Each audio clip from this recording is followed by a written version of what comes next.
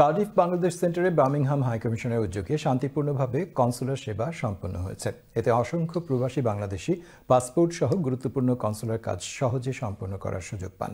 বিস্তারিত আমাদের প্রতিনিধি মুস্তাফা সালেহ লিটনের প্রতিবেদনে। ওয়েলসের রাজধানী কার্ডিফে 22 জুন সফলভাবে সম্পন্ন হয়েছে বাংলাদেশ হাইকমিশনের কনসুলার সার্ভিস। কার্ডিফ বাংলাদেশ সেন্টারে সকাল 11টা থেকে বিকেল 5টা পর্যন্ত টানা এই সার্ভিস গ্রহণ করেছেন কার্ডিফ ও পার্শ্ববর্তী শহরের বাংলাদেশি কমিউনিটির অসংখ্য মানুষ।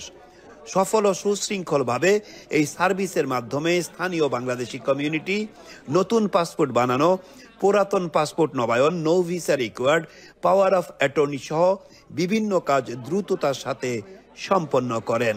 বার্মিংহাম হাইকমিশনের ফার্স্ট সেক্রেটারি নাজমুস সাকিবের তত্ত্বাবধানে অ্যাডমিনিস্ট্রেটিভ অফিসার আব্দুস সালাম, সোহরাব হোসেন আহমেদুল্লাহ, ফজলে এলাহি ও কনসুলার অ্যাসিস্ট্যান্ট ইশতিয়াক আকবর, আবু বকর সহ হাইকমিশনের আইটি বিভাগে দায়িত্বরত অফিসাররা অত্যন্ত দক্ষতার সাথে কমিউনিটির অসংখ্য মানুষের গুরুত্বপূর্ণ কাজগুলো সম্পন্ন করেন।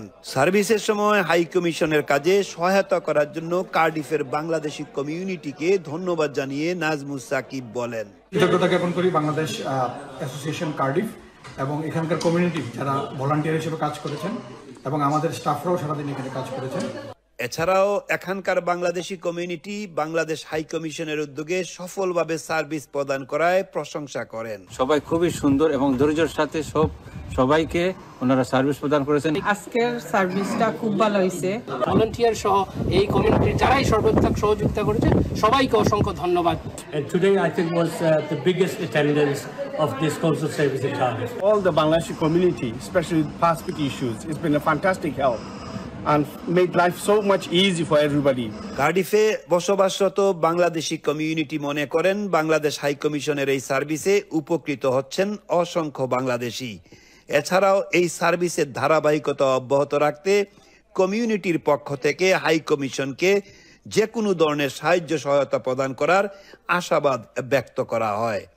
Mustafa Saleh Liton, channel S news, Cardiff.